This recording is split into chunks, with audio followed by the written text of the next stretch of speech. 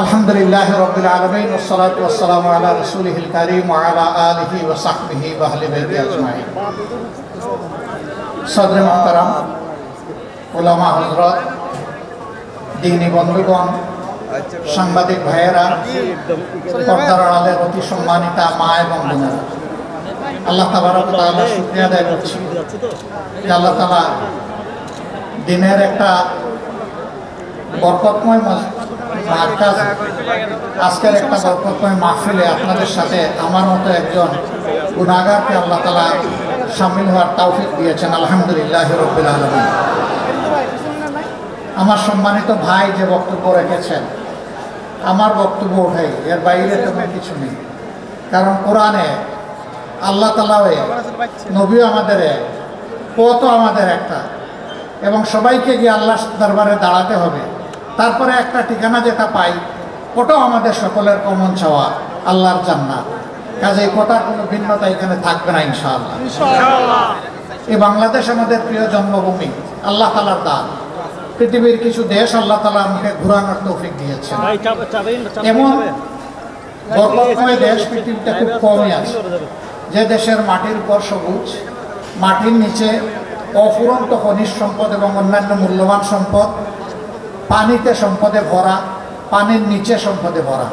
শুধু একটা সম্পদের অভাবে আমাদের দেশ হামাগুড়ি খাচ্ছে। সেই সম্পদটা হলো অতীতে যারা দেশ শাসন করেছেন তাদের চারিত্রিক সম্পদের অভাব।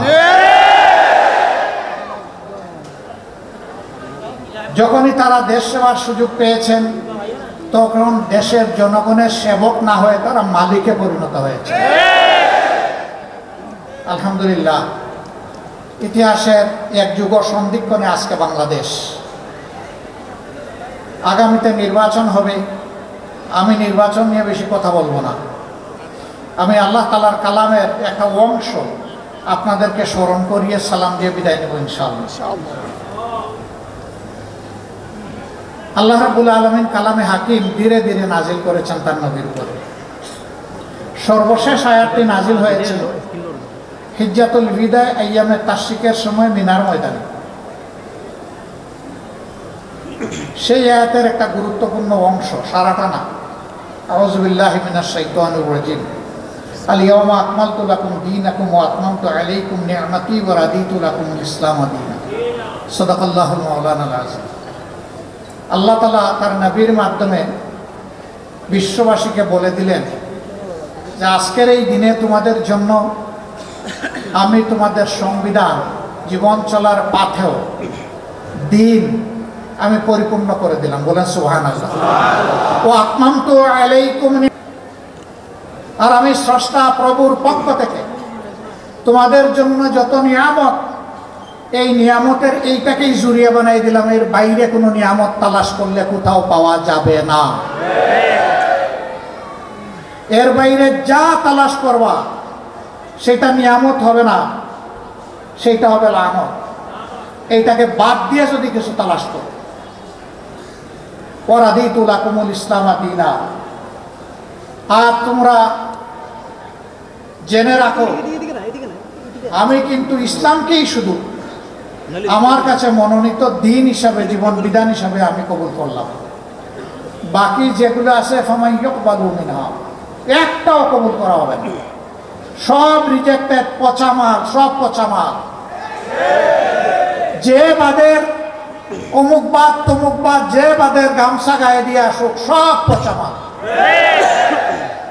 যা আল্লাহ তাআলা বলে দিয়েছেন মানুষের জন্য এটাই উত্তম এবং একমাত্র উত্তম, এর বাইরে আর কোনো উত্তম নাই। সম্মানিত বন্ধুগণ, এটি দিনের একটি মরকাজ। এখানে কিতাবুল্লাহ এবং সিরাতে সরওয়ারে আলম বা সুন্নতে রাসূলুল্লাহ সাল্লাল্লাহু আলাইহি সাল্লামের তালিম হয়। কেন এই তালিমটা? কেন এই তালিম? হচ্ছে আমলের জন্য। ইলমের জন্য তো অবশ্যই, কিন্তু ইলমটা কি জন্য? ইলম হচ্ছে আমলের জন্য। আর আমলের ব্যাপারে শুরু হয়েছে ইকরা বিসমি রাব্বিকাল্লাযী খালাক দিয়ে, শেষ হয়েছে আল ইয়াওমা আকমালতু লাকুম দীনাকুম ওয়া আতমামতু আলাইকুম নি'মাতি ওয়া রাদিতু লাকুমুল ইসলাম দীনা। এর ভিতরে আল্লাহ মানুষকে যত আমল করার জন্য হুকুম দিয়েছেন, আল্লাহর কসম মুহাম্মদুর রাসূলুল্লাহ সাল্লাল্লাহু আলাইহি সাল্লাম সবগুলো আমল করেছেন, একটাও বাদ দেননি তিনি। এমনকি আল্লাহর আয়াত ওমা খালাকতুল জিন্না ওয়াল ইনসা ইল্লা লিয়াবুদুন, আর আমি জিন এবং মানুষকে আমার ইবাদত ছাড়া অন্য কোনো প্রয়োজনে পয়দা করিনি। তার মানে জীবনে একজন মুমিন, একজন বিশ্বাসী যত কাজ করবে সেটা আল্লাহর ইবাদতের উদ্দেশ্যে করবে। এখন প্রশ্ন জাগে আমি ভাত খাবো, আমি চাকরি করব, আমি ব্যবসা করব, হাল চাষ করব, আমি যুদ্ধ করব, সেগুলো কি আমার ইবাদত? আল্লাহর কসম সবগুলো ইবাদত। যদি নবী করিম সাল্লাল্লাহু আলাইহি সাল্লামের নকশা কদম হয় সব ইবাদত, যদি আল্লাহ এবং আল্লাহ রসুলের শাস্তা ছেড়ে দেওয়া হয় সবগুলা জিহাদত, একটা ইবাদত হবে না। এমনকি আপনি আপনার মায়ের দিকে তাকিয়ে একটু মুস্কি হাসি দিবেন ওনাকে খুশি করার জন্য, এটা ইবাদত। আপনার স্ত্রীর দিকে তাকিয়ে আপনি মুস্কি হাসি দিবেন আল্লাহর কসম, ওইটাও ইবাদত। আপনার মনটা যখন পবিত্র থাকবে, আপনার সন্তানকে আপনি আদর করবেন, এটাও ইবাদত। আপনার বাবার আপনি সেবা করবেন, সেইটাও ইবাদত। আপনার বন্ধুর কোনো বৈধ প্রয়োজন পূরণ করবেন, এইটাও ইবাদত। এক কথায় দুনিয়ায় এমন কোনো কাজ নাই যেটা ইবাদতের মধ্যে গণ্য নয়। আবার নামাজও ইবাদত হবে না যদি আপনার মন গড়া আপনি নামাজ পড়েন। একটু পরে ইনশাআল্লাহ আল্লাহ তাআলা হায়াত দিলে, সুস্থ থাকলে সালাতুল মাগরিব আমরা আদায় করব। এটার ফরজ কয় রাকাত? বাংলাদেশে 3 রাকাত, আমেরিকায় কয় রাকাত, ইউরোপে কয় রাকাত, মিডল ইস্টে কয় রাকাত? এটা কেউ বদলাতে পারবে? কেউ যদি বলে যুগের ব্যবধানে আমাদের ইমান দুর্বল হয়ে পড়েছে, ঘাটতি পূরণের জন্য আজকে 4 রাকাত পড়ে নেই, তার নামাজ কবুল হবে? আল্লাহ তাআলার বিরুদ্ধে বিদ্রোহের শামিল হবে।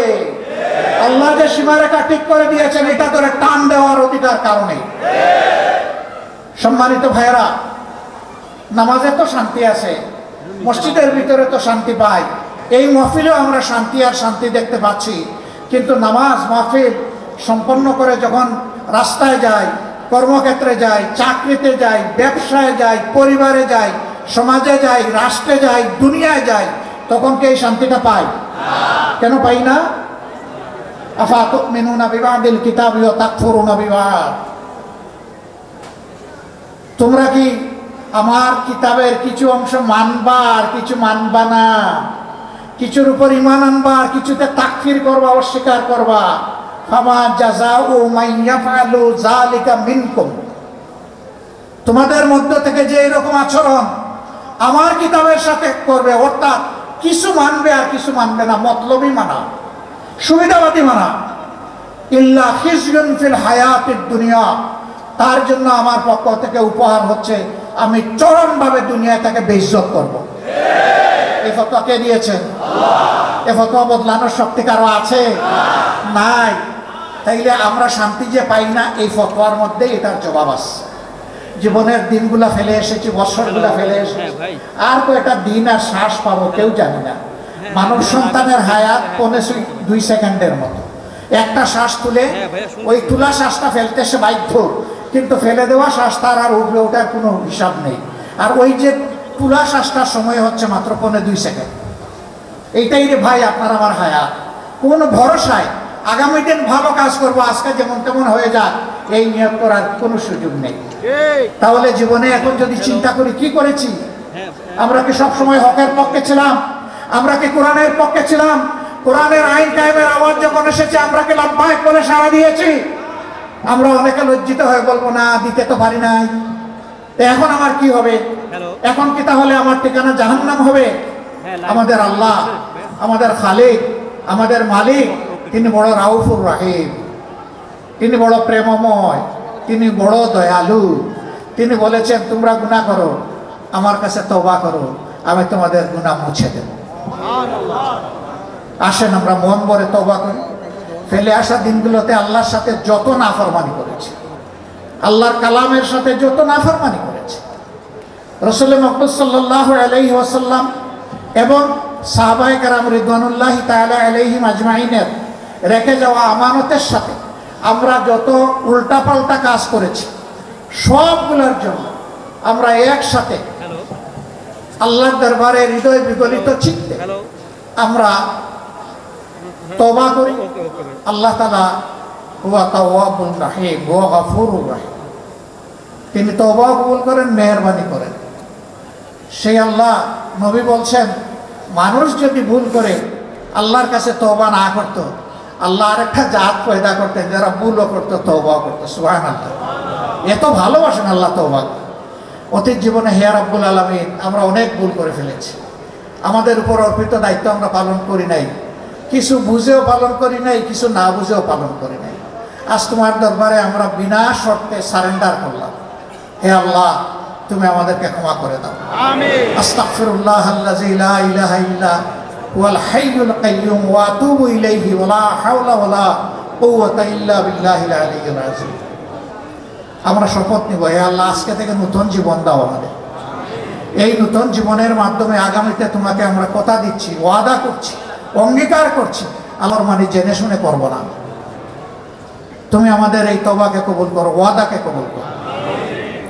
আগামীতে যে নির্বাচন আসবে, এখানে হক বাতিলের মাঝে ফয়সালা হবে। আপনারা কার পক্ষে থাকবেন? কেউ যদি লাল চোখ দেখায়, কার পক্ষে থাকবেন? লাল চোখকে পরোয়া করবেন?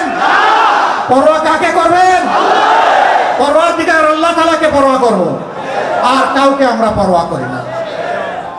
সম্মানিত ভাইরা, এটা বুট নয়, এটা একটা বেটো পাওয়ার, বেটো। ভুল করলে আল্লাহর দরবারে জবাব দিতে হবে। বিবেকের আলোকে ভোটটা দিবেন, হকের পক্ষে থাকবেন, দুর্নীতির বিরুদ্ধে অবস্থান নেবেন, দিনের পক্ষে অবস্থান নেবেন, আল্লাহর কালামের জন্য যারা সংগঠিত হবে তাদের পক্ষে অবস্থান নেবেন, তাদের জন্য দোয়া করবেন, তাদের পাশে থাকবেন। আমরা একসাথে লড়াই করবো ইনশাআল্লাহ, আল্লাহর রাজ কায়েম করার জন্য, দুর্নীতিমুক্ত বাংলাদেশ গড়ার জন্য। আমরা কারো সাথে আপোষ করব না। ওই বাংলাদেশ না গড়া পর্যন্ত আমরা থামবো না ইনশাআল্লাহ। আমাদের জন্য শুধু দোয়া করবেন, শয়তান যেন আমাদের মধ্যে কোনো বিভ্রান্তি সৃষ্টি করতে না পারে, শয়তান যেন লজ্জিত হয়ে পরাজিত হয়ে পালিয়ে যায়, মুমিনদের জন্য বিজয় হয়। আল্লাহর কসম, আমরা কোনো দলের বিজয় চাই না, আমরা আল্লাহ তাআলার দ্বীনের বিজয় চাই, আমরা জনগণের বিজয় চাই। এই মুসলিম জনগণ আজ জালিমের হাতে নিষ্পেষিত হোক। হে আল্লাহ, তুমি এই বিপদ থেকে এই জাতিকে তুমি রক্ষা করো এবং জুলুমের বিরুদ্ধে দাঁড়ানোর তৌফিক তুমি দান করো। আল্লাহ তাআলার দরবারে সেই মুনাজাত করে নামাজের সময় আসন্ন আমাকে এখানে দাওয়াত করার জন্য আমি মহান রবের দরবারে শুকরিয়া আদায় করছি এবং এখানে বড় হুজুর ওনাকেও আমি আমার অন্তরের অন্তঃস্থ দরবারে হাজির রাখতে চাই। জীবনটা একটা, জীবনটা দুইটা পাবো না, আর এই মৌত হচ্ছে সবচেয়ে লোভনীয় মৌত। এই রক্তের চাদর গায়ে দিয়ে ইয়ামুত তাগাবুনে, হার জিতের দিনে মহান রবের দরবারে দাঁড়াতে চাই। একটুখানি দোয়া করবেন আপনারা ইনশাআল্লাহ। এটা বড় দুর্বল হয়ে গেল। জাযাকুমুল্লাহু খায়রান, বারাকাল্লাহু ফি হায়াতিকুম। আসসালামু আলাইকুম ওয়া রাহমাতুল্লাহ।